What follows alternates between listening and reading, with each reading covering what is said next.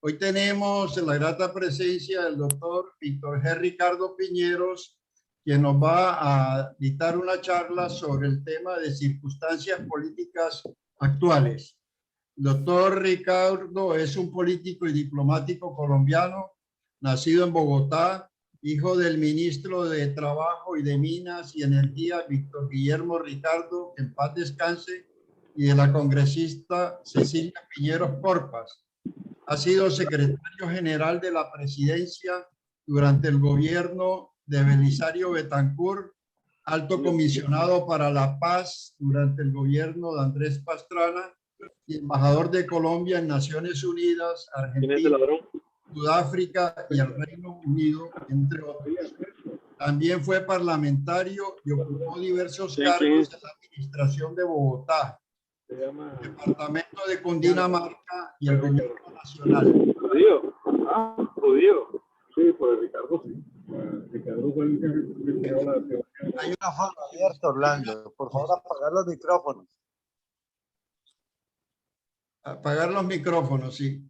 Entonces, también fue parlamentario y ocupó diversos cargos en la administración de Bogotá, el departamento de Cundinamarca y el gobierno nacional. Asimismo, fue profesor de la Universidad Javeriana en la Facultad de Ciencias Políticas y asesor empresarial. Muy buenos días, doctor Víctor G. Ricardo. Tiene usted el uso de la palabra. Puede disponer del tiempo que considere necesario.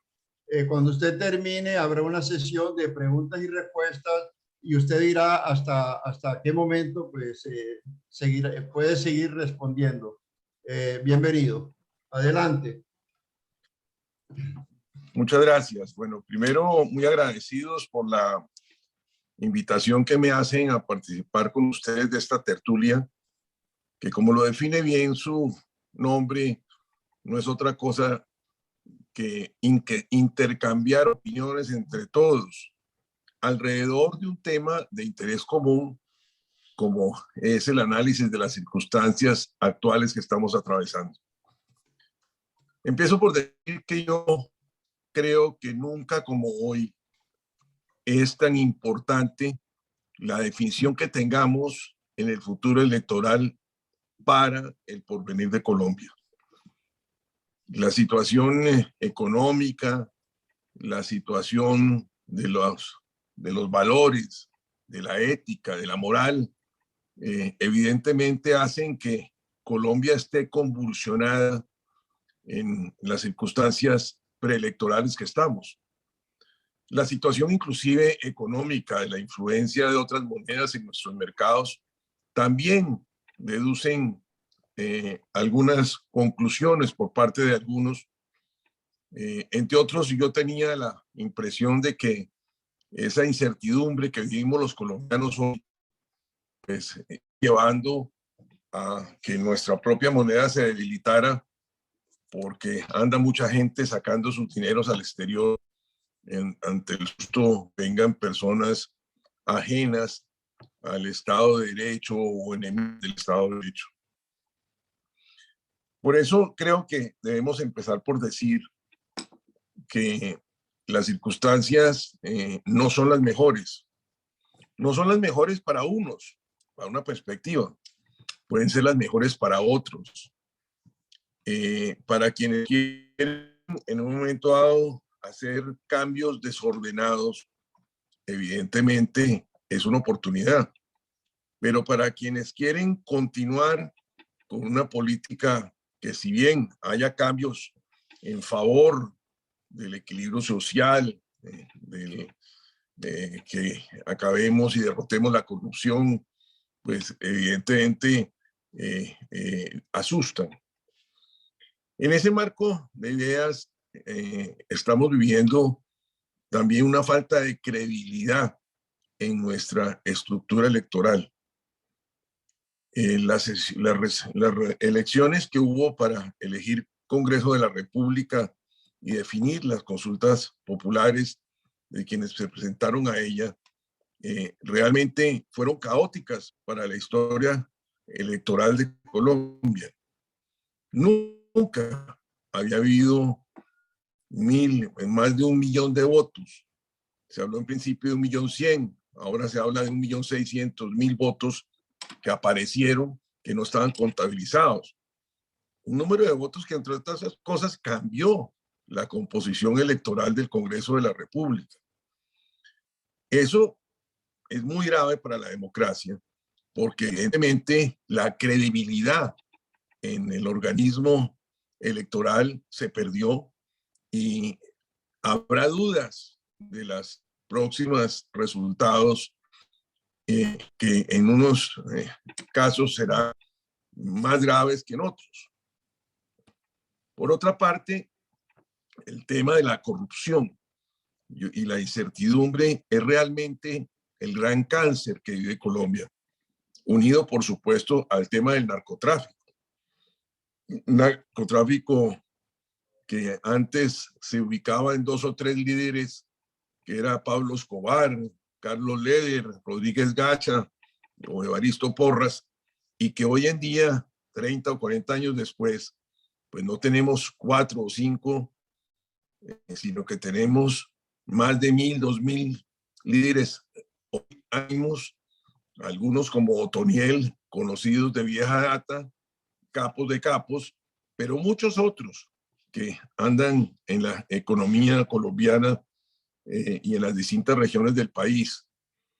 Digamos que en el momento en que se produjo en la época de los años 82, 86, toda esa acción bárbara de los líderes del narcotráfico de aquel entonces, ellos cambiaron la estrategia y la cambiaron un poco para ir siguiendo con sus negocios, pero cambiando los carros en que andaban, cambiando, digamos, la ostentación que hacían de sus dineros, a incorporarse en distintos niveles, en distintas líneas y entrar, entre otras cosas, al Estado, no como lo hizo Pablo Escobar o Carlos Lede, que querían llegar y que fueron hasta congresistas, en el caso de Pablo Escobar, sino comenzar a instruir a sus hijos que entraran a través de mecanismos menos notorios, pero que han entrado.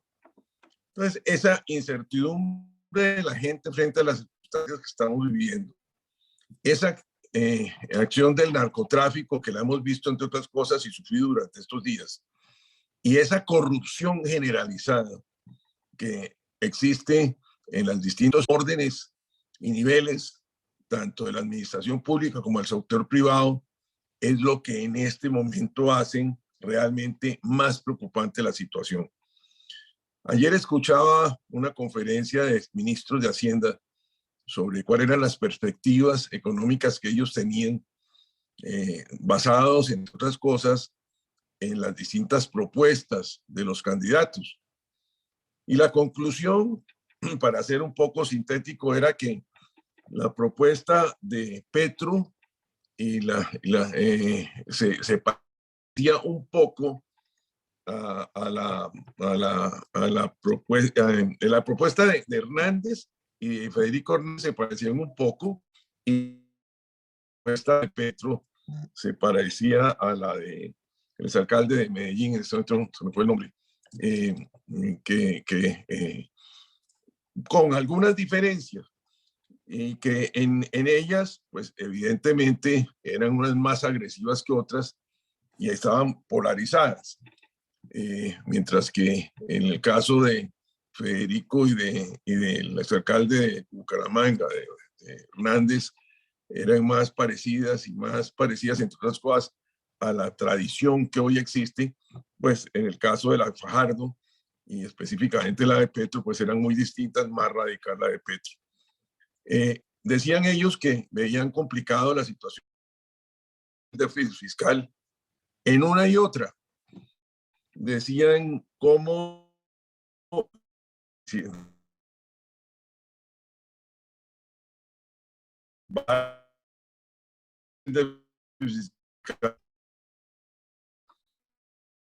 única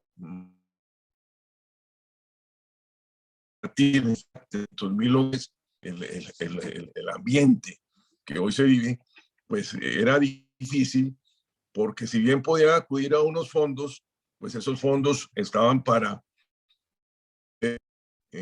financiar el Estado y bajar el déficit fiscal, y entonces digamos que agravaría al próximo futuro.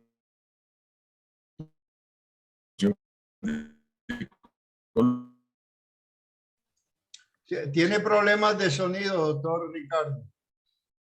Están cortando. Que se podía hacer. ¿Me están oyendo? Perdón. Ahora sí, pero si puede repetirlo de los últimos 3, 4 minutos, mejor. Muchas gracias.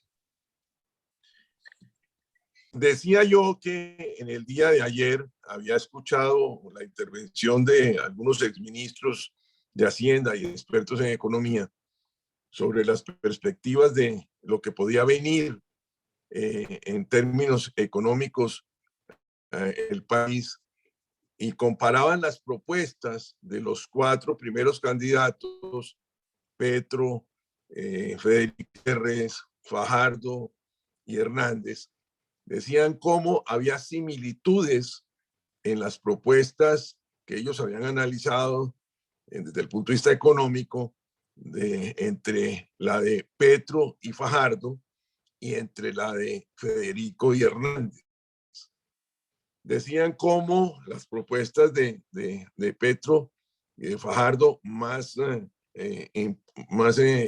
agresiva la de Petro, querían incorporar nuevos gastos para trasladarlos a la economía familiar, y cómo a través de esos instrumentos querían, tomando recursos de fondos y reservas, llegar a 3.500.000 hogares con cerca de 500.000 pesos, mientras que las otras 12 propuestas estaban más enmarcadas en el trabajo que hasta hoy se ha hecho de mirar cómo, si bien se puede ejercer en el gasto público con nuevas obras, convenios y desde el punto de vista social, llegar a las distintas entidades y familias, pero conservando, digamos que el manejo financiero y económico y fiscal del país, pues tratando de reducir el gasto público para que no llegara a agravarse lo que pondría en dificultades.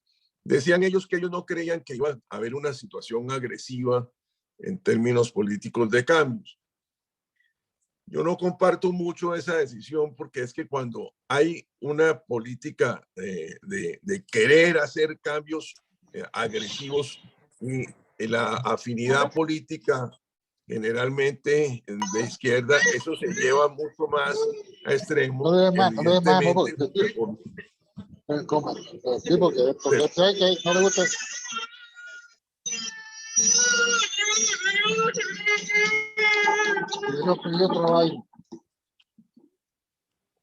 Evidentemente se harán iniciativas que conduzcan a las reformas con apoyo popular, la famosa constituyente, en fin. Yo no soy tan incrédulo a esa fórmula, yo creo que esa es. Pero volviendo a la definición de cómo estamos en circunstancias políticas, yo sostengo que una teoría, independientemente de la análisis, por ejemplo, que se tiene que hacer sobre los pactos de paz que se llevaron a cabo, por ejemplo, en La Habana, allí evidentemente era política de todos los candidatos y de todos los presidentes, y el que diga lo contrario está mintiendo, porque todos lo escuchamos.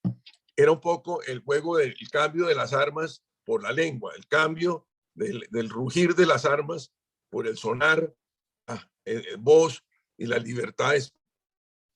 Y es ahí donde empiezan a incorporarse, digamos que las posibilidades de que tuvieran acceso al Congreso de la República, y por supuesto entonces hablaron del tema de las tierras y todo.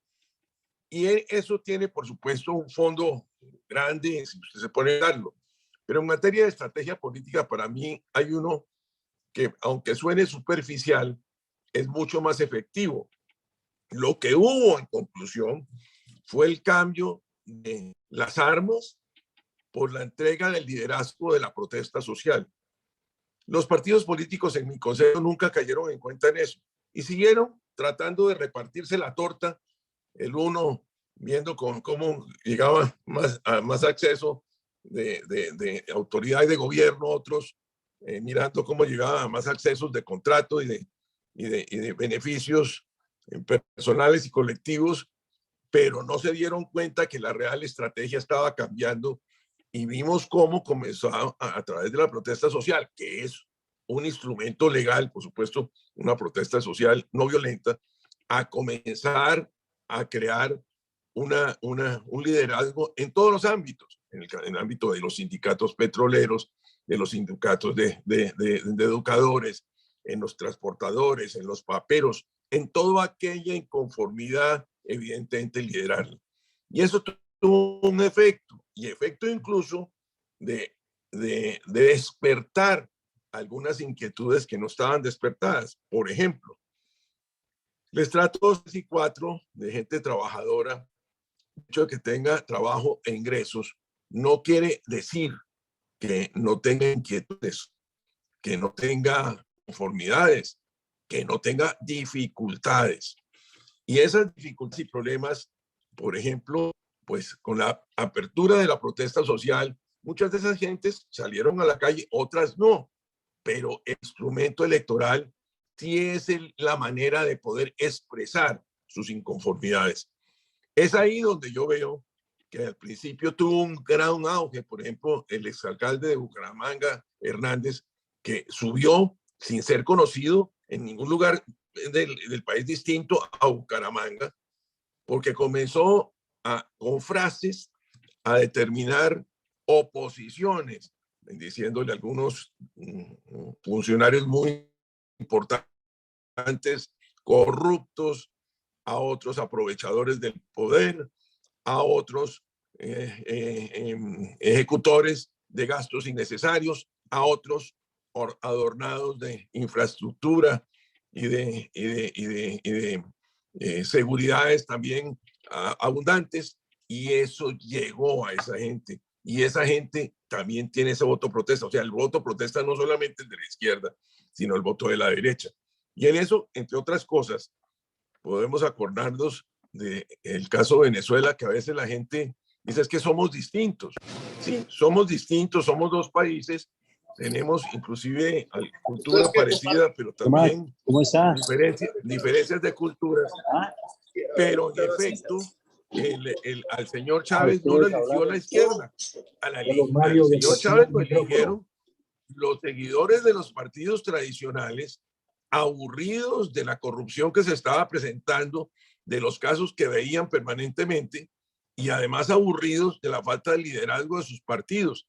Fue una protesta más hacia sus partidos que un voto real hacia otra persona, pero ese voto real cambió la realidad venezolana, y ese es el caso que puede, creo yo, suceder en Colombia. El señor Petro, por ejemplo, y la izquierda colombiana desde hace ya bastantes años han venido creciendo. Hay quienes dicen que en términos de análisis numéricos, la izquierda no llega al 30%, que la derecha llega al 70%, pero cuando uno analiza, por ejemplo, la bolsa de votos que hubo por en las consultas y por los distintos candidatos y las encuestas que se están dando, pues evidentemente ven que hay la inconformidad, que no es izquierda, pero es inconformidad con el manejo tradicional, pues evidentemente puede llevar frutos a personas que no hagan parte de su ideología política, pero que van a ser beneficiarios por efectos de la inconformidad, insisto, que se tiene.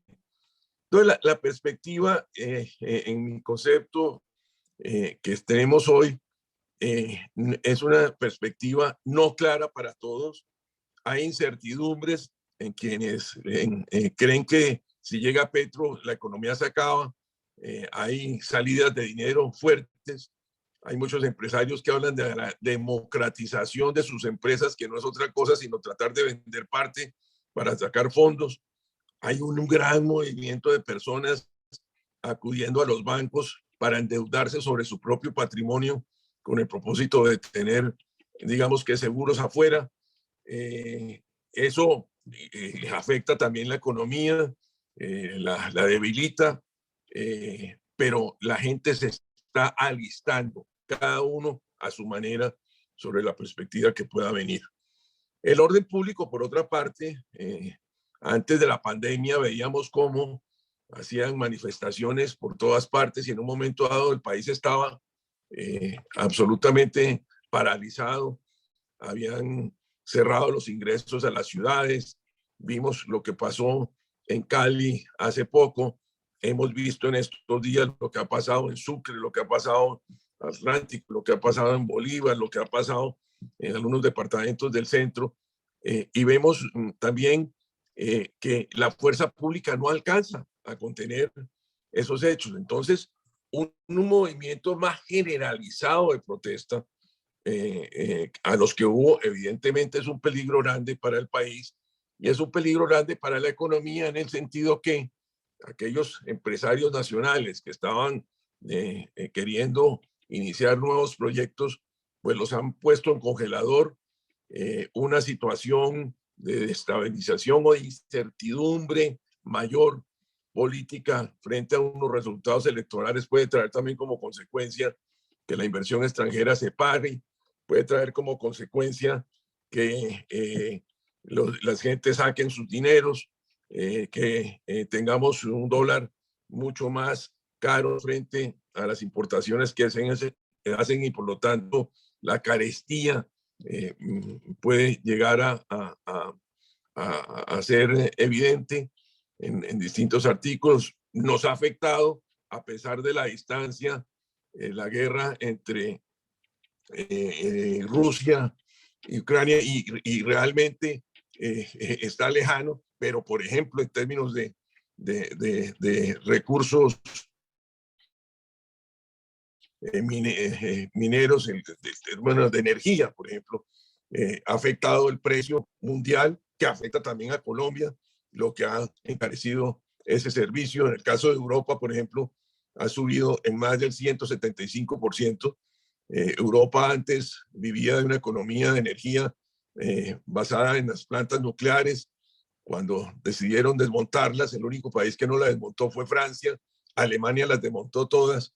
Y hoy, por ejemplo, Alemania vive en el 82% del gas de Rusia, y con las dificultades que ha habido, pues evidentemente se ha subido. España, Francia tiene la energía nuclear, España tiene otros recursos y provienen de otros lugares, pero el 12% viven también del gas de Rusia. Entonces, la carestía, la inflación que ha habido en Europa es realmente impresionante.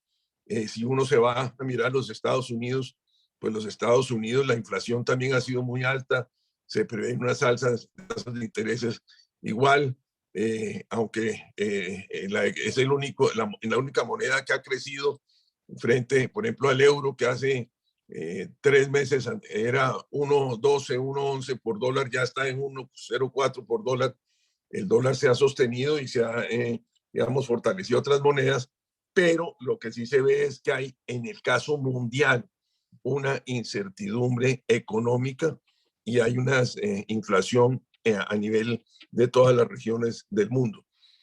En esa perspectiva estamos en nuestro país en elecciones, en una situación entonces de orden público que se ve que fácil, de auge del narcotráfico, que con lo de Otoniel se están manifestando como protesta con hechos violentos que recordaban las épocas de la década del 80. En situación de la corrupción, ha crecido de una manera desorbitada. Ejemplos como el Ministerio de las TIC y lo que sucedió con las platas, y lo que se le olvida también a la gente, porque es que eso inició mal y terminó mal. Inició, recuerden ustedes, con una licitación que ha debido ser liderada por la ministra de manera clara, porque era llevar el Internet hasta las últimas rincones del Estado, incorporar a las escuelas, a las gentes pobres al Internet.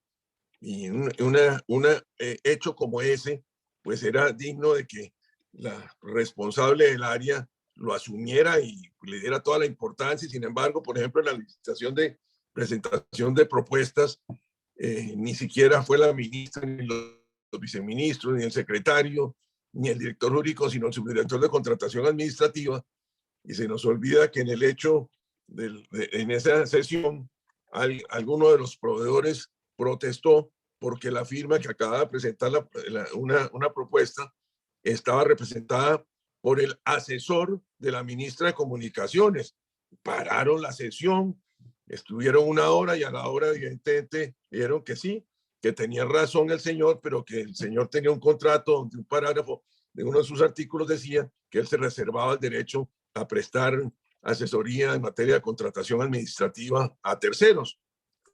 Una cosa absolutamente absurda que uno no entiende, porque pues no entiende ni cómo contemplan esa cláusula, ni cómo llega el descaro a tal punto que presentan la oferta al mismo ministerio y después lo que ustedes saben de que se presentan 10 firmas, la mayoría en experiencia de infraestructura, 3 o 4 con experiencia de tecnología en Guajira y en Magdalena, y llevamos a las que llevamos que entregaron un anticipo y ante las demoras de que no empezaban nada, van a las pólizas y las pólizas también eran falsas. Hechos como esos, y lo menciono porque hechos como esos evidentemente crean una imagen y de corrupción y de desafecto de todos, es decir, se están robando la plata, o el asesor de uno de los despachos del gobierno que en 3 meses le consigue a la señora más de 1.400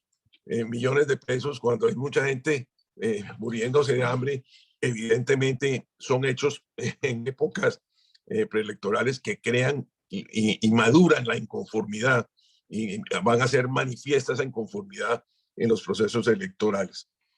Colombia, por tanto, creo yo, está viviendo uno de los momentos más críticos de su democracia, no porque esté a puertas de poder llegar un candidato de izquierda, sino porque en eso se están uniendo tantos factores que evidentemente pueden poner a Colombia en un momento de dificultades grandes, tanto en su estabilidad jurídica como en su estabilidad económica.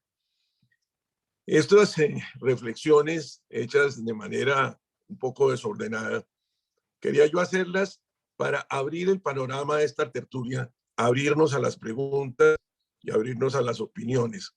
Es la única manera de poder avanzar en temas tan complicados como los que estamos viviendo y poder abrir la mente a reflexiones en la incorporación de las distintas reflexiones. Muchas gracias, doctor Víctor Ricardo. Tiene el uso de la palabra el doctor Saúl Sotomonte. Abra su micrófono, por favor.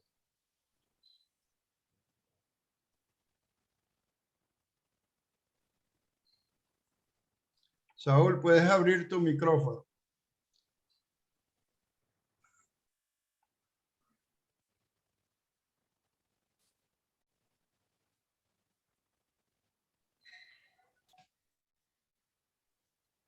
Saúl, abre tu micrófono. Ya puedes hablar. Buenos días a todos. Gracias, Orlando. Buenos días, Víctor G. Un saludo muy especial. Me complace mucho estarte escuchando. Fue una magnífica presentación y análisis de la situación actual del país. Ha demostrado que estás muy bien informado y que planteas unas inquietudes hacia el futuro del país que comparto plenamente. Gracias por haber tenido esta exposición tan completa. Muy bien, gracias a todos. Doctor Víctor G., usted está en Madrid. ¿Cómo están viendo la situación colombiana en España? ¿Qué nos puede contar?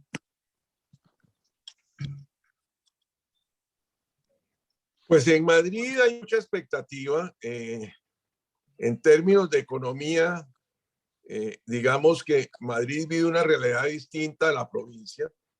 Aquí ustedes saben muy bien que hay un gobierno socialista.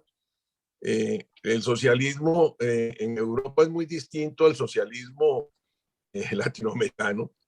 Nuestro socialismo está más enmarcado en el marxismo-leninismo El socialismo de aquí está enmarcado en unas políticas sociales, pero tiene una garantía, y es que tiene el marco de la Unión Europea.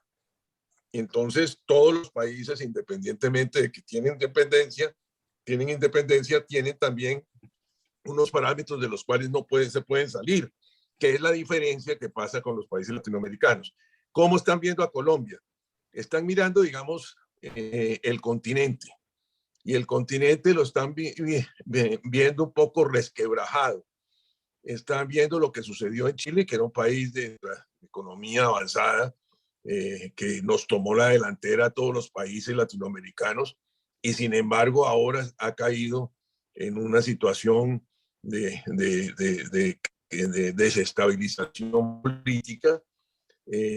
Hay muchos chilenos llegando a España a comprar viviendas en el barrio Salamanca, que es conocido en el mundo entero. Evidentemente los precios de las viviendas están elevadísimos por cuenta del mercado latinoamericano.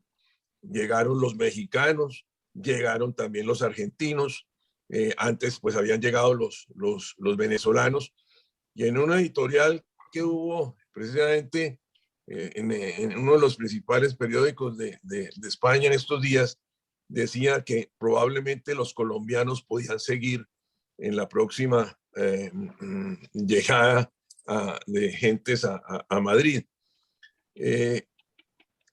Nosotros en Colombia siempre decimos que somos distintos y nos ponemos, hacemos diferencia. Cuando a veces nos comparan con Venezuela, nosotros decimos, no, nosotros no somos Venezuela, nos consideramos diferentes, más cultos, más sólidos, pero se nos olvida que Venezuela era un país que tenía mucho mejor infraestructura vial que Colombia. Se nos olvida que la economía venezolana basada en el petróleo pues era mucho más rica que la colombiana, y las reservas que tenían más importantes del mundo. Se nos olvida que los restaurantes, la gastronomía y los almacenes eran inclusive superiores que los nuestros. Y esto lo estoy diciendo un poco porque es que a veces nosotros somos parroquiales en el análisis. En el mundo a Colombia no lo ven como un país, lo ven como el conjunto latinoamericano. El gran inversionista internacional pone sus huevitos en distintas canastas, nunca le gusta ponerlos en un sitio. Los pone en Europa, los pone en Estados Unidos, los pone en el Asia, los pone en el África, y en el campo latinoamericano, pues los pone en el país que mejor esté. Nosotros, creo yo, y así se comenta, estábamos en el momento privilegiado de obtener los mejores beneficios en cuanto a dirección de inversión extranjera, que pues la situación de Venezuela, la situación de Brasil, la situación del Perú, la situación de Argentina, la de Chile, pues realmente que eran los países que ellos miraban no es la mejor, entonces estaba quedando Colombia. Ahora, ¿qué pasa con Colombia? Está un poco, digamos que en un statu quo para las decisiones, en el sentido, hay que ver y esperar a ver qué pasa. Esperemos un poquito lo que dice la gente. Entonces, en España, digamos que hay una gran expectativa de lo que pueda acontecer en las elecciones y del comportamiento que se pueda dar desde el punto de vista no solamente electoral, sino de orden público. Muchas gracias, doctor Víctor G. Tiene el uso de la palabra Edgar Saúl Cabra Salinas. Adelante, Edgar. Gracias. Doctor Víctor G., ¿cómo vislumbra usted las relaciones de Colombia con Venezuela en el próximo periodo presidencial, independientemente de quién sea el nuevo presidente? Pues mire, yo creo que cualquier presidente que llegue, si llega el candidato Petro, evidentemente va a haber una relación fluida y buscará armonía. En el caso del resto de candidatos, yo creo que va a haber, digamos que distancia, pero van a tratar de abrir canales canales de comunicación. Para poner un ejemplo, de pronto no restablecen la embajada, pero restablecen los consulados para atender a los colombianos que viven allá que son un primer paso, digamos que para buscar vínculos. En materia de política internacional, nosotros también tenemos que tener conciencia que todos los países son oportunistas en sus decisiones. Hubo un expresidente de Estados Unidos que decía que Estados Unidos no tiene amigos y no tiene intereses. Y ahora lo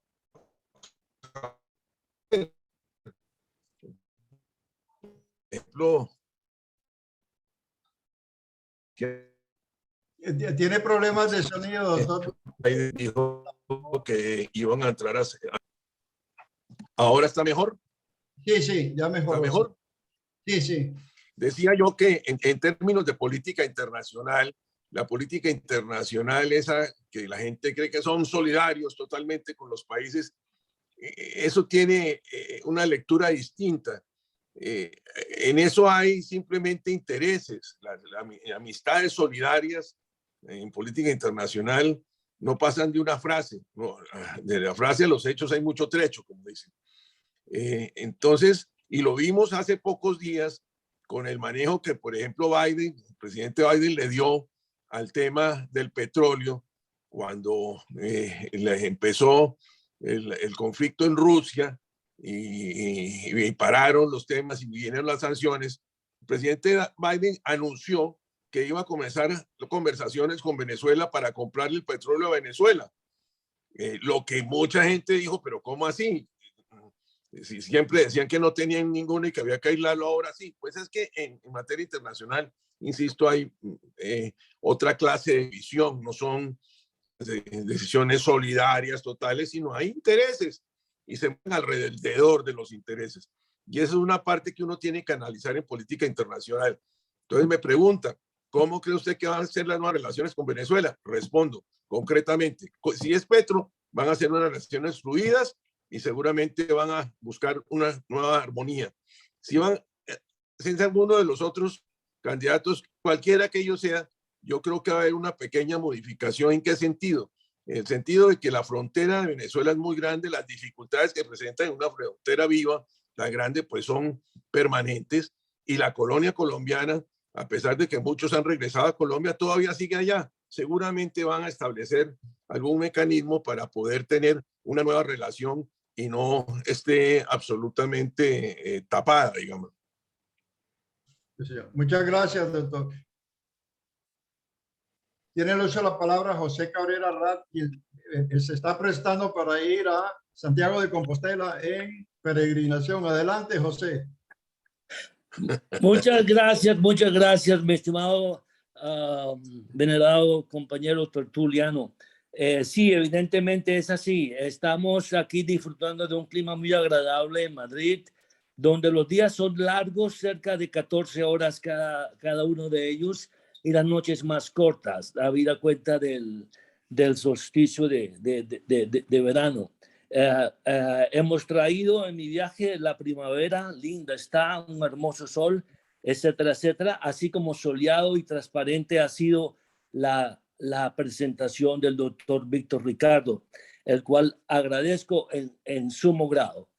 Al punto, mi estimado doctor Víctor Ricardo, me interesa mucho su opinión al respecto del por qué nosotros estamos padeciendo cierta pereza mental, como que nos cuesta establecer el estudio acerca de las diferentes estrategias, tácticas, técnicas que aplican, por ejemplo, el sector izquierdópata sí, los diferentes a los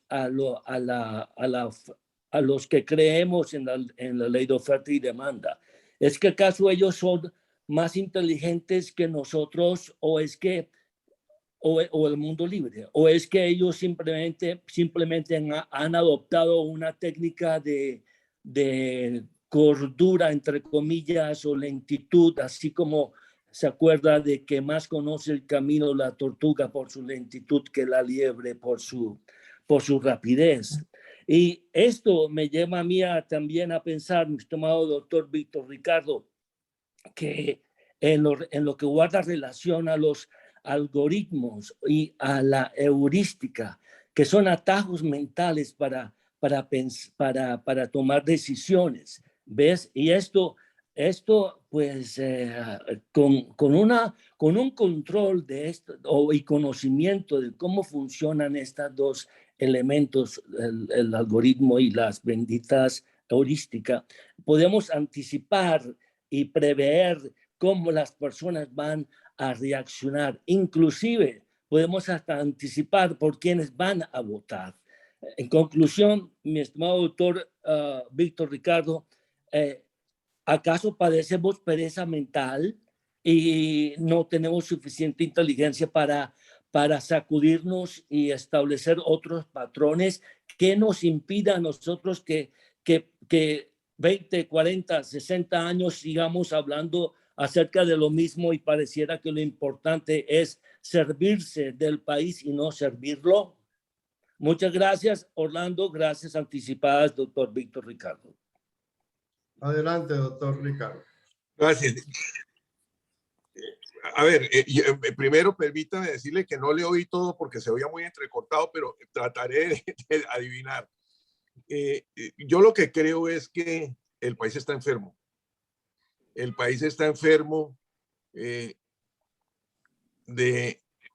el concepto de la ética y la moral, que antes era primordial en las decisiones, está en crisis. Y eso hace que todo esté en crisis. El narcotráfico, por ejemplo, fue uno de los factores que más perjuicio nos causó.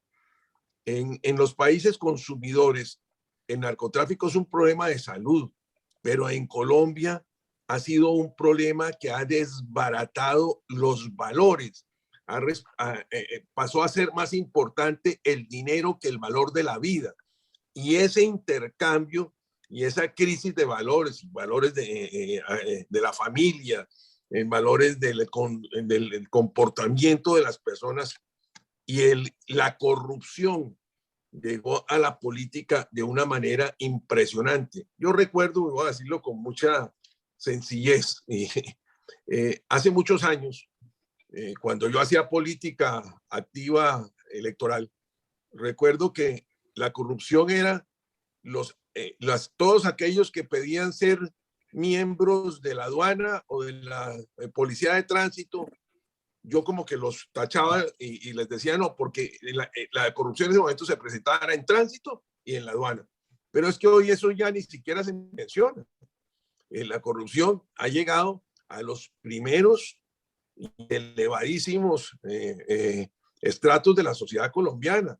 Y la corrupción no solamente estoy hablando en el sector público, estoy hablando también en el sector privado, porque tan corrupto es el que da como el que recibe. Y de pronto peor el que da, porque ese está además rompiendo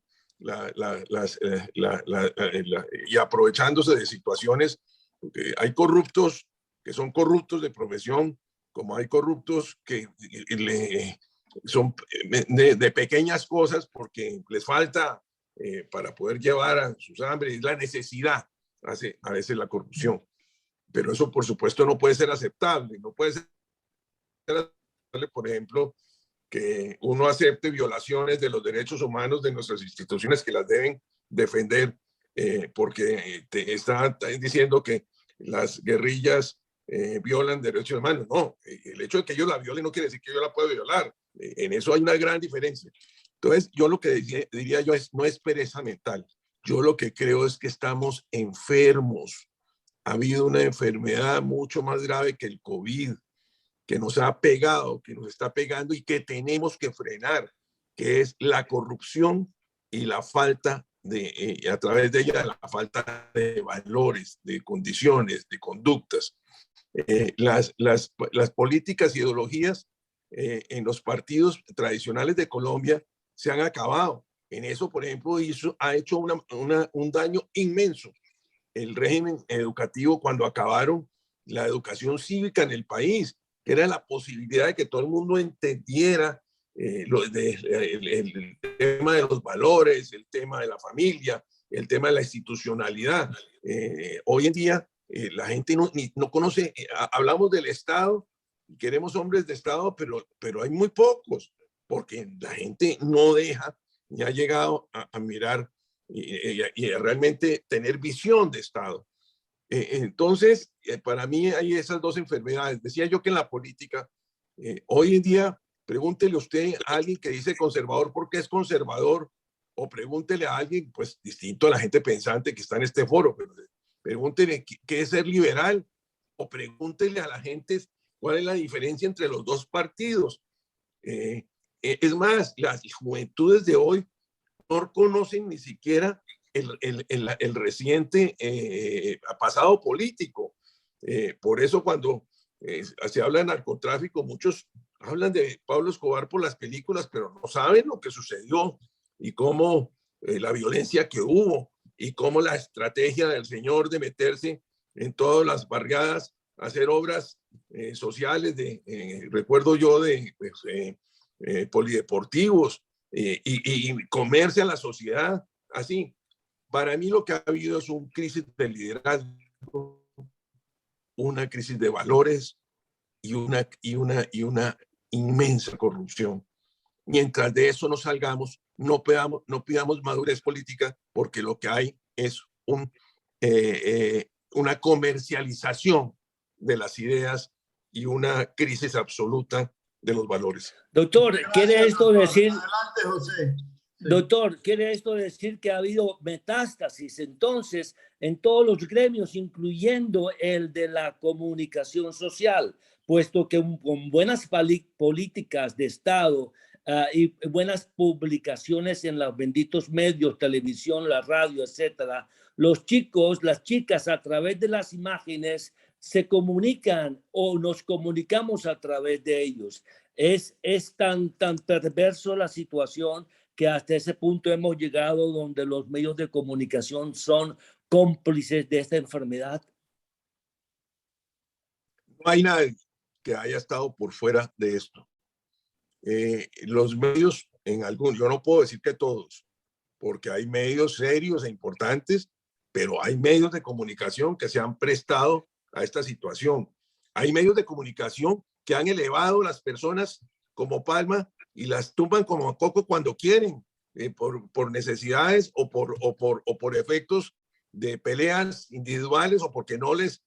Anteriormente aquí allá en nuestro país, la regulación de precios, por ejemplo, la establecía la ley, y había personas dedicadas a financiar parlamentarios para obtener los precios adecuados en las leyes de los productos que ellos vendían. Eso es corrupción. Es que la corrupción no es solamente el hecho de recibir, hay corrupción mental.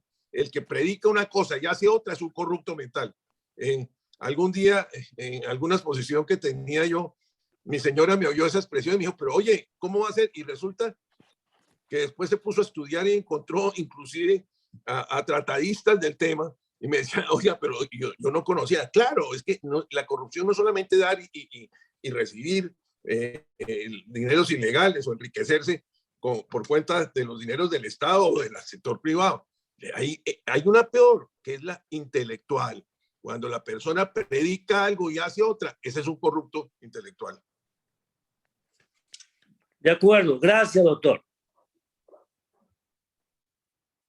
Veo a Mario muy reflexivo. ¿Cómo anda el doctor Mario? Escuchándolo, contento, y como decía el doctor Saúl Sotomonte, excelente, Víctor G., como sus charlas y sus conferencias.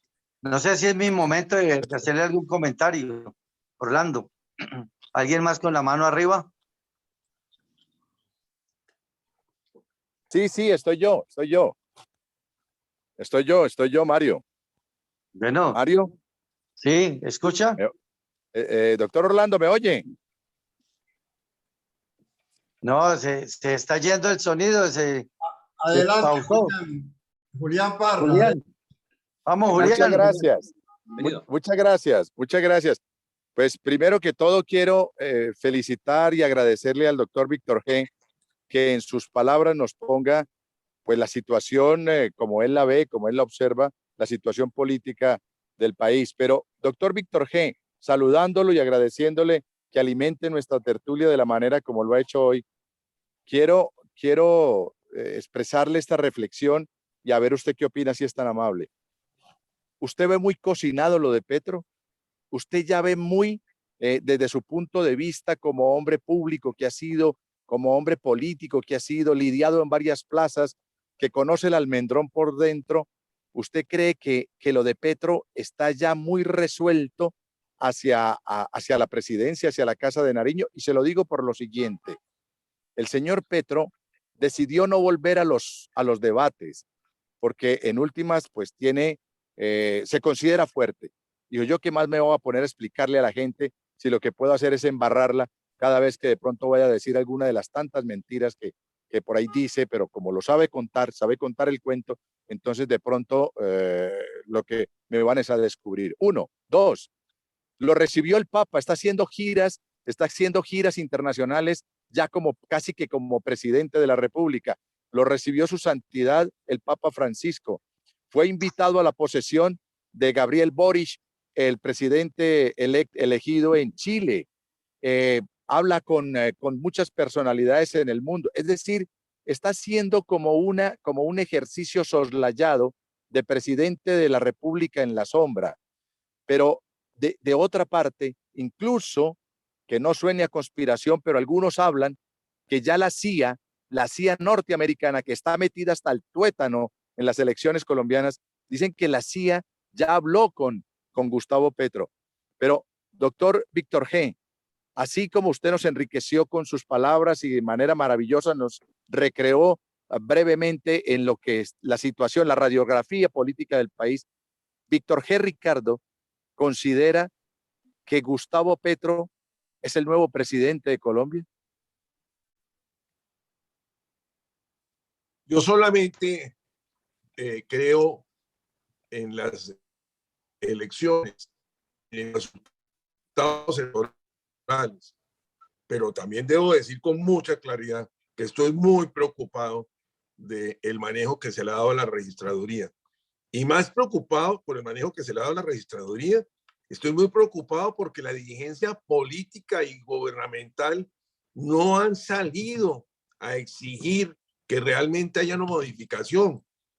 ¿Cómo es posible que la Procuraduría anuncie una investigación y estamos en la investigación y van a llegar las elecciones? Eso es lo que me preocupa que los directivos políticos no hayan tomado partido. Algunos hicieron algunas manifestaciones individuales. ¿Dónde están los expresidentes que tanto hablan? En un caso como en que una registraduría le aparecen 1.600.000 votos más que recompuso el Congreso.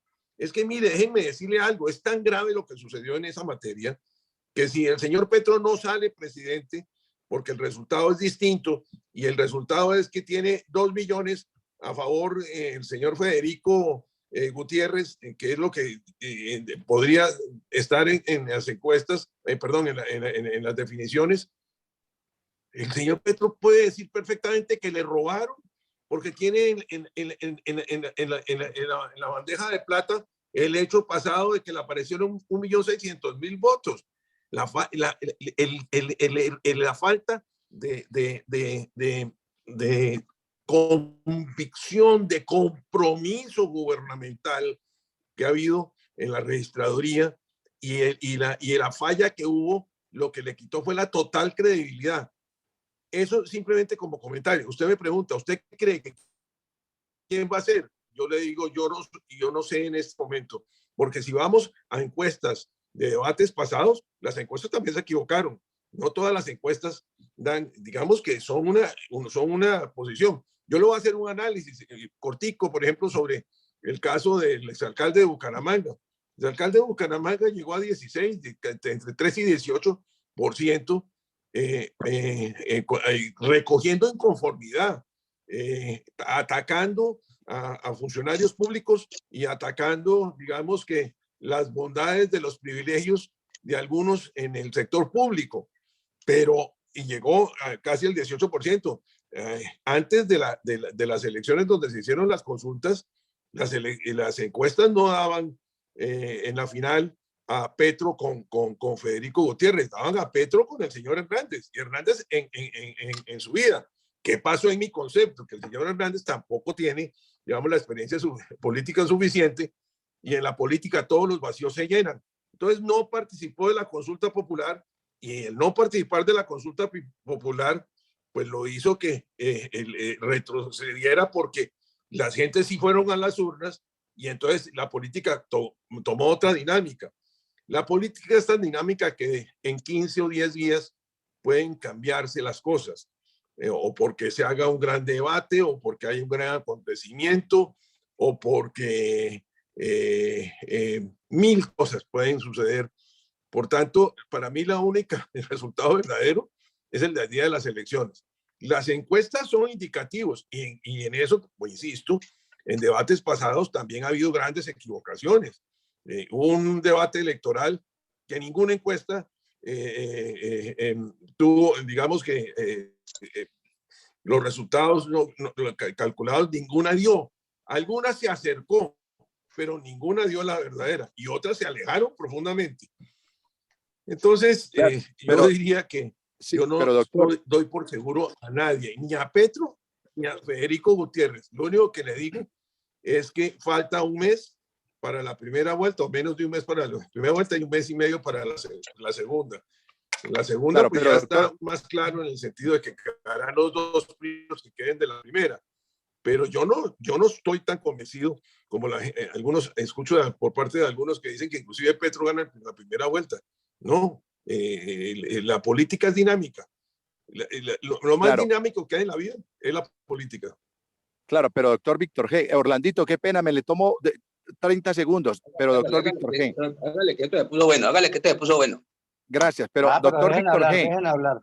Sí, pero doctor Víctor G., más allá de las encuestas, de lo que digan, recuerde usted que su buen amigo, el doctor Horacio Serpa, tenía el 42%, el doctor Álvaro Uribe tenía el 20% y terminó de presidente, pues ya. Exacto. ¿Hello? Lo que existe es un propósito latinoamericano. Ojo con esto. Nosotros estamos inmersos en un contexto internacional. ¿Cree usted que hay un contexto latinoamericano empujando la presidencia de Petro, que prácticamente lo tiene a él, así con esa sobradez como con la que actúa y con la que habla y con la que lo tiene tan seguro y más preocupado con lo que usted nos cuenta y que con toda razón lo expone? Es como si el voto de los ciudadanos en esta oportunidad no estuviera para contar, porque tenemos una registraduría que no es garantía absolutamente de nada. 1.600.000 votos de más, y qué curioso, todo para un solo partido, para un solo movimiento, para una sola ala. Y entonces lo que usted dice, eso cambió la composición del Congreso, donde ahora vamos a tener muy seguramente de presidente del Congreso al señor Roy Barreras y a toda su trupe organizando lo que tienen que organizar en torno a lo de Gustavo Petro. Pero a lo que voy es a esto, más allá de las encuestas, que muchas de ellas, como dicen los expertos, son manejados por ciudadanos de origen judío, porque parte de la comunidad judía se reunió con Petro, porque recuerden ustedes al Diabiatur, que lo primero que hizo fue invitar a Petro a una reunión y luego por disimular empezó a invitar a los otros, pero tenían el propósito, porque parece que hay una corriente internacional. Yo no quiero que perdamos de vista eso, que nosotros no somos una isla, sino que estamos inmersos en un contexto internacional. Y es, doctor Víctor G., yo quisiera escuchar su opinión, a ver si más allá de ¿qué dijo Inbamer? ¿Qué dijo el Centro Nacional de Consultoría? No, si es que esa corriente con dineros de PDVSA, con dineros provenientes de Podemos en España, donde usted se encuentra, provenientes del Partido Socialista Obrero Español, si todo eso está empujando la presidencia de Gustavo Francisco Petro Rego. Pues usted tocó un tema que evidentemente es uno de los hechos que mueve la política latinoamericana, el Foro de San Pablo. El Foro de San Pablo es un foro donde se congrega todas las izquierdas del continente americano, influenciado, por supuesto, con los partidos de izquierda de los otros países que tienen como objetivo llevar a sus representantes en cada uno de los países a la presidencia de la República y a las responsabilidades de Estado, y que los financia y están dispuestos a crear su propia estrategia y todo. Eso es un hecho. El otro hecho que es también significante y que por supuesto sobra decirlo, pero simplemente para recordarlo, las aplicaciones sociales han cambiado totalmente la política. A mí me da risa, con mucho respeto por quienes lo dicen, aquellos dirigentes políticos, empezando por expresidentes de la República, dicen, yo ordeno votar por fulano. Hoy en día en la política eso lo hacían, eso era con papeletas. Eso era No funciona. Hoy eso no funciona. Hay problemas de sonido, doctor. Inclusive lo cambian de más que la otra. Ya volvió. Ya, No es ya. que había problemas Ya, de sonido. entonces, pero ya. decía yo que la política, espero que hayan oído lo que dije del Foro de San Pablo, Sí, pero sí. decía que en materia política las cosas hoy se han modificado mucho, que yo a veces me sonrío de oír expresiones de personas que han sido presidentes de la República o jefes de los partidos que dicen, todos ustedes van a votar por Mengano. Hombre, eso funcionaba cuando había papeletas de papel y les daban a las personas les voto y venga para acá. Hoy en día la política, cuando se maneja es más por aplicaciones sociales, evidentemente ha cambiado. O como el hecho que yo relataba hace un rato, de los casos de la gente decepcionada en los partidos tradicionales o aterradas por los casos de corrupción que resuelven votar por todo aquel que eso no signifique la política tradicional. Entonces, lo grave para mí de lo que ha pasado en términos de golpes a los partidos tradicionales es el ejemplo de la vinculación de corrupción y de las malas prácticas de Estado en el ejercicio de la función pública. Eso es lo que ha hecho mucho daño. Eso ha llegado a herir la susceptibilidad de las personas y muchas personas quieren castigar a sus propios líderes a través del voto. Ahora, Petro, por supuesto, tiene estrategia, no solamente porque él lo decida, sino porque también por ejemplo, el Foro de San Pablo ayuda a través de sus firmas especializadas que tienen a los distintos y le deben haber dicho, como usted lo dijo, oiga, no vaya a todas las sesiones que el que tiene que perder es usted está ganando, pues no se vaya, que de pronto meta las patas y ahí le den un puñetazo que le refleje en menos votos. Pero evidentemente hoy lo que veo yo es mucha gente de partidos tradicionales que decepcionada en sus gentes dicen vamos a votar, vamos a hacer un voto protesta. Otras personas muy arraigadas con su partido político, no hablo de ideología porque las ideologías en mi concepto están también en crisis y la gente ni siquiera sabe cuáles son las ideologías claras de los partidos o de los movimientos políticos. Pero cualquiera, en este momento cualquiera, mire, cualquier cosa puede pasar, desde que las encuestas lleven al señor Petro y al señor Fico a segunda vuelta y ahí se compitan por muy pocos votos, porque yo creo que la diferencia no va a ser mayor, o como también el señor Hernández pueda resurgir, que no creo ya, pero que pueda hacerlo y recoger el voto protesta, que no se vaya para donde Petro, sino se vaya para donde él y eso lo ayude en un momento dado.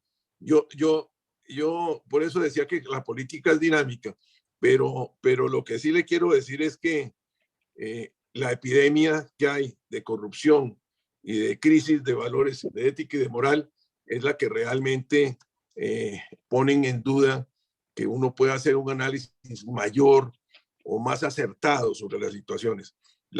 Hay mucha gente herida en Colombia con motivo de lo que ve en los periódicos, en las noticias y del manejo que a veces se les da a las cosas en materia de función pública y en materia de manejo de la empresa privada, en fin, de la crisis que hay, esa incertidumbre.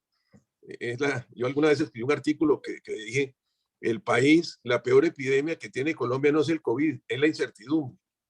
Y yo creo que la peor epidemia que tiene Colombia hoy es el narcotráfico, que transformó los valores, y la corrupción, que ha hecho a pocos ricos y a muchos pobres.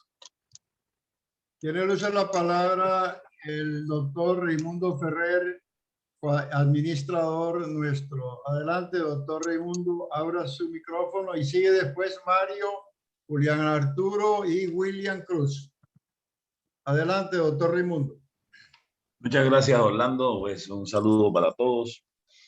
Un reencuentro nuevamente después de varias semanas que por cuestiones de trabajo y de viaje pues no pude asistir. Pero bueno, siempre es agradable estar nuevamente con ustedes. Primero felicitar a doctor Víctor G. Ricardo por tan real posición que hizo de nuestro país. Yo pienso que además de todo lo que él ha dicho, que no está bajo discusión alguna, también hay un gran problema en nuestro país, que es la mediocridad de pensamiento y la mediocridad política, que ya lo vimos en países como Venezuela, Nicaragua, Argentina, etcétera, en el cual estos líderes populistas que salen impulsados por unas cantidades de sandeces que dicen durante todo el tiempo que están haciendo, nadie es capaz de pararlo y se deja llevar por esa onda, hasta convencerse de sus propias imbecilidades, como digo yo, y de sus propias mentiras, y que una persona que diga en la mañana que sí fue verdad que fueron a hablar del hermano de él con unos corruptos que están en la cárcel, que todos conocemos, y lo repita durante toda la mañana y resulta que en la noche dice todo lo contrario. Una persona que fue alcalde de Bogotá y estaba, recuerdo yo en esa época, de secretario de despacho de gobierno, este señor Navarro Wolf, Antonio Navarro Wolf, y Antonio Navarro sale de ahí diciendo que él, en un acuerdo que hicieron en la noche anterior, al día siguiente se cambiaron todas las actas y este señor manejó a su antojo todo lo que, y echó para atrás todo lo que habían pactado, y esa fue la razón por la cual salió. Y la gente se olvida de eso. O sea, esa mediocridad de decir las cosas, porque yo no estoy hablando tampoco, y aquí también le echo el balde de agua sucia a la derecha, al centro, a todo, porque es que todos estamos inmersos en una condición de no decir las cosas por su nombre y decir fulano de tal es un corrupto. Y si nosotros toleramos eso, nosotros también somos corruptos. Saber que un alcalde se roba una plata, hacer un voto de protesta con un alcalde como el que tenemos aquí en Cartagena simplemente porque es que la clase política estaba corrupto, y estamos viendo que este alcalde también está corrupto. Es que no hay una sola pieza del país en la cual no esté la corrupción campeante. Yo no he visto hablar a ninguno de los candidatos seriamente sobre dos temas, y uno me incumbe a mí, que le incumben a todo el país. El primero, la educación, y el segundo, la salud. Si nosotros no tenemos educación y salud, precisamente nos llevan a tener ese mar de mediocridad, en donde todo el mundo tira para lo bajo. Se ponen felices porque el rico dejó de tener plata y ya es pobre. Y se ponen felices porque todo el mundo en el país es pobre, en vez de buscar todo lo contrario, que el pobre surja y llegue acá. Y ahí es donde nos manejan todas estas cantidades de políticos corruptos que se han salido de una parte para otra. Tenemos al señor Roy Barreras, al otro que es el señor que es el jefe de campaña de Petro, tenemos a Benedetti, tenemos, bueno, una cantidad de corruptos que hemos tenido en el país, que no hemos tenido los pantalones para decirle y meterlos presos, porque es que no hay razones para que eso de esa manera. Lo llevo yo. Entonces, nosotros, Rodríguez, apaga tu... nosotros mismos tenemos la culpa de toda esta cantidad de cosas que están pasando en el país. Y yo se la digo que es la mediocridad de pensamiento. La educación se perdió en el país desde el momento en que pues cogió la izquierda y está manejando la educación durante tanto tiempo, y estos niños que educaron desde hace 20, 30 años ya tienen en su chip mental un chip de izquierda, y no importa que estén en universidades pagas o en colegios pagos o votados, porque es que ya los maestros están trabajando de esa manera, y eso lo están haciendo desde hace muchos años. Eso lo dijo Fidel Castro, y en el pacto o en el foro de Sao Paulo, eso fue una de las cosas que pusieron en funcionamiento, que fue educar la educación. Perdóneme el pleonasmo. Entonces, yo creo que nosotros, y esa es mi pregunta hacia nuestro expositor de hoy, que repito, ha hecho sinceramente una exposición muy clara de lo cual es la situación del país, en que nosotros tenemos la culpa con esto. Entonces, no sé si también nos miran así desde afuera. Es la falta de educación que tenemos, una mediocridad en todos los sentidos. La mediocridad universitaria, la mediocridad de los colegios, de las escuelas, la mediocridad de los profesores, por favor. Y entonces, estos políticos nos manejan de una u otra manera. Siempre nos han manejado porque nosotros nos hemos manejado eso. Entonces, ahora están viendo la posibilidad de que este señor sea presidente y se van todos para allá.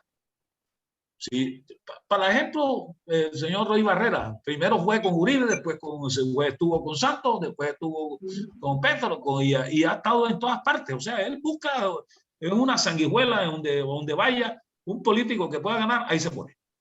Y nosotros no tenemos la capacidad para decirle a ese señor, hombre, usted no lo queremos oír. Ni siquiera eso. No tenemos la valentía. Y pienso que ahí es donde están las cosas. Entonces, la pérdida de valores, como dijo nuestro expositor de hoy, esos principios y valores que anteriormente teníamos de una u otra manera, que podíamos decir, que podíamos discernir o discutir o hasta darnos plomos desde el punto de vista de político, pero manteníamos los valores. La corrupción ha venido siempre por el lado del narcotráfico.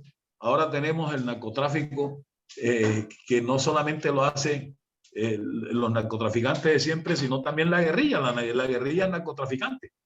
Entonces, pienso, y la pregunta es, ¿cómo hacer para poder cambiar esa mentalidad mediocre que ha llevado a los países como Venezuela, etcétera, Argentina, Nicaragua, etcétera, a lo que está pasando? Y quedamos en ese marasmo. Y ahí estaremos siempre. Muchas gracias. Y si de pronto me salté, porque la verdad es que esta condición del país me tiene muy, pero muy preocupado por mis hijos, por mis nietos, por todo. Entonces, le hago esa pregunta a los señores expositores. Muchas gracias. Gracias, doctor Raimundo Ferrer. Tiene el uso de la palabra Mario Ramírez Arbeláez. Muchas gracias, contertulio. Ya había agradecido a Víctor G. su generosidad de tiempo para hacernos esta exposición tan importante. La preocupación de nuestro médico de cabecera aquí de contertulio, Raimundo, es la de todos los colombianos. Yo hablo como colombiano y aquí represento pues a los conservadores de avanzada, pero la verdad es que sí nos preocupa la situación del país, la polarización, Víctor G. Nunca, yo no sé, no hay una polarización, había habido enfrentamientos y todo, pero yo sí soy el pensamiento, al que llegue al gobierno, pues hay que apoyarlo y buscar que le vaya bien, porque si le va mal al país. De más que yo no tengo esas prevenciones. Y tanto guerrilleros hay en el Centro Democrático, encabezados por Eber Bustamante. Esos guerrilleros sí son buenos. Ellos no mataron gente, ellos no hicieron nada. Y los otros que se firmaron el acuerdo de paz, pues son los malos. Y tan malos son, pues que han asesinado a 1.657 reinsertados y líderes sociales en el país. No sé si de aquí a las elecciones alcancen a matarlos al resto. Son 3.400 que quedan, porque el gobierno no hace nada, y eso es triste. Víctor G., lo que está pasando, el asesinato de estos líderes sociales. ¿Qué hace un líder comunal? El presidente de una junta de acción comunal, pues trabajar por la vereda y todo, pero aquí al que es líder lo están matando más o menos 2 diarios, y unos que no salen en la prensa. Yo creo, Víctor G., que hay metástasis, lo que usted utilizó, y un contertulio, la palabra metástasis, de crisis, de enfrentamiento, de odios que han creado.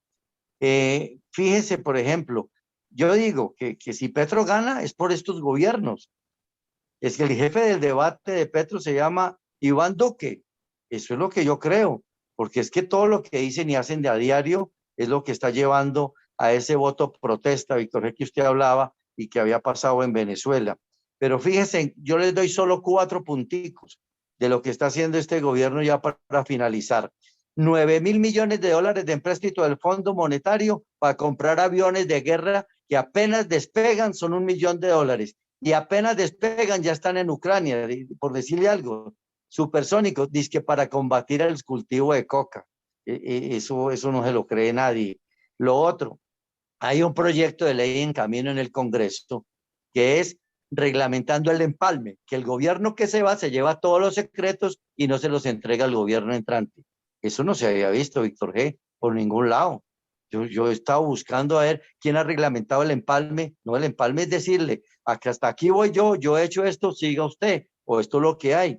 Pero reglamentar el empalme para prohibir entregar información al gobierno entrante, no había visto eso. Otro proyecto de ley, están perpetuando al superintendente bancario mediante una reforma constitucional que no se puede cambiar hasta los próximos 15 años. ¿Qué miedo tiene Luis Carlos Sarmiento Angulo? Perdón, los banqueros de Colombia.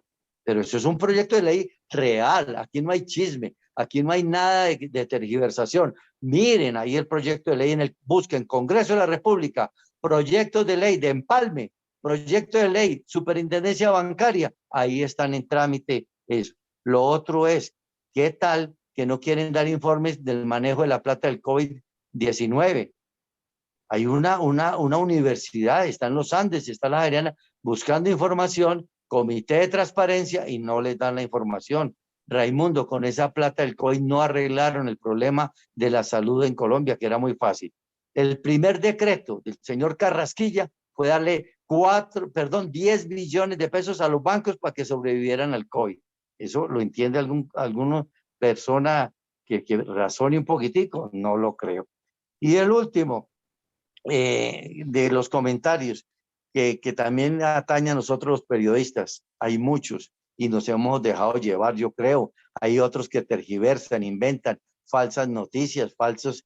Apenas se fue a hacer el empalme o el acuerdo entre Sergio Fajardo y Rodolfo Hernández, apareció Inbamer de Fico, porque eso es de Fico. Inbamer de Fico diciendo que no, que Sergio Fajardo se descolgó del 18 al 6%, Rodolfo se frenó y dañaron ese acuerdo. Entonces, ¿qué pasa y qué piensa usted hacia futuro? ¿Qué debemos hacer? Si gana Petro, entonces se acabó el país, y si gana Fico, peor, porque es que él no tiene sino pelo en la cabeza. Yo creo en Sergio Fajardo, que piensa, que tiene ideas y eso. El otro no lo veo, yo lo escucho con todo el respeto. Lo he presentado 2 veces en mis noticieros y no le veo nada. Entonces, pero si llega Fico, pues hay que respetarlo, hay que apoyarlo, porque es que no nos va mal a todos. Y si llega Petro, lo mismo. Pero es una prevención, una cantidad de mala información que nos preocupa muchísimo. Y el último, Perla, de quién es el jefe del debate de Petro. Petro dijo, voy a intervenir la parte de las pensiones que manejan los fondos privados, no Colpensiones, para esto. Y ahí mismo, y había dicho el presidente Iván Duque en su campaña, el que toque la plata de los pensionados, eso es un crimen. de lesa humanidad, más o menos dijo así. Y apenas Petro anunció eso, cogió la plata y se le entregó a Luis Carlos Sarmiento, 4.5 billones. Ahí está las noticias. Eso no es invento. Entonces, ¿quién es el jefe del debate de Petro? Es esa voto-reacción que usted hablaba, doctor Víctor G. Muchas gracias. Gracias, Mario. Doctor Víctor, ¿quiere decir algo o le cedo el uso de la palabra? Tiene mucho que decir. Vea, yo creo que estas tertulias, lo importante es que todos la alimentemos. Parte de eso fue lo que hice yo, meter asado, carne al asador, como dicen.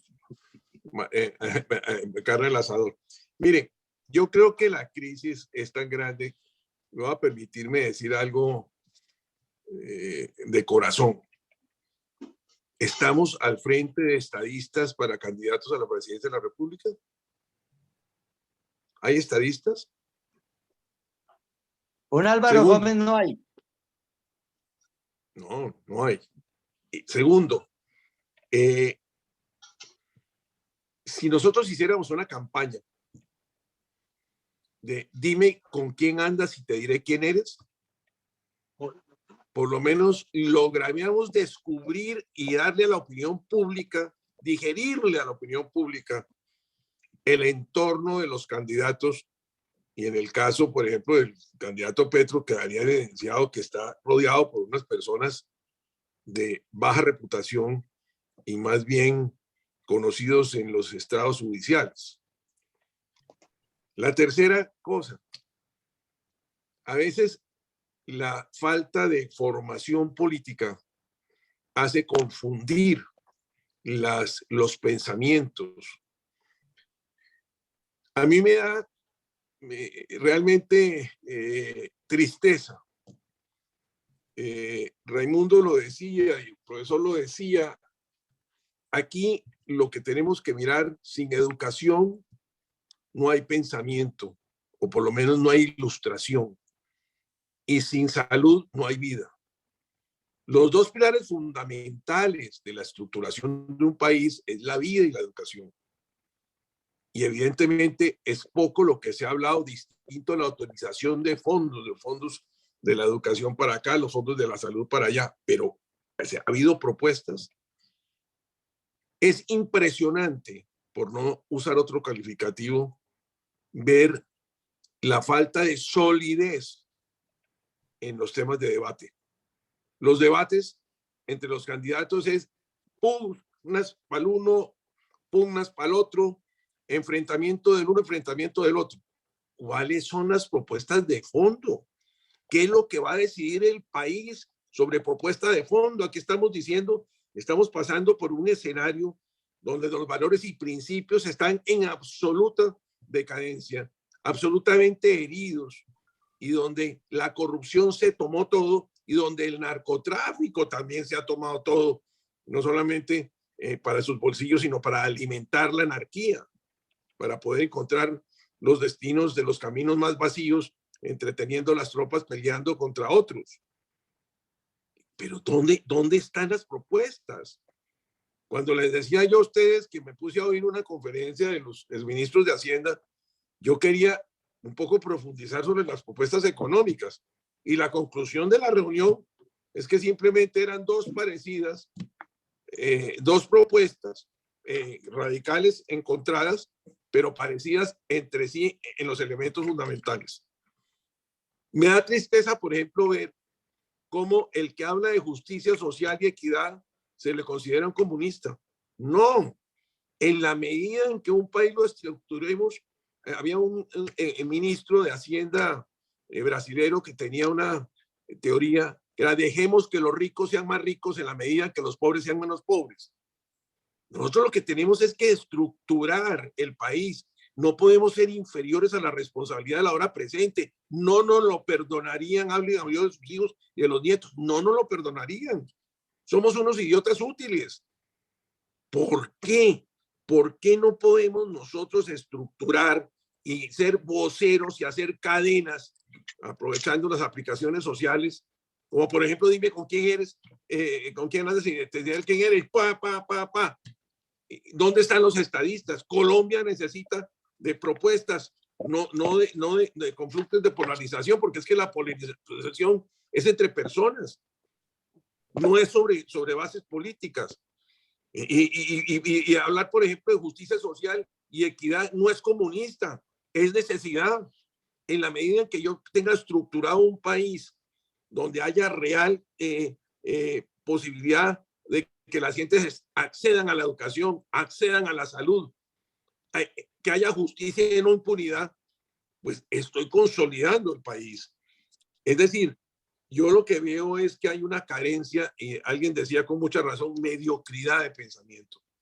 Esa mediocridad es la que nos está llevando a un momento de desesperación en que decimos, oiga, y es que no vamos a poder hacer nada, no vamos a poder mover las masas, no vamos a poder mover la opinión, no vamos a poder hacerle conciencia a la gente de que si votan mal, vamos para el abismo, nos vamos a quedar sin país.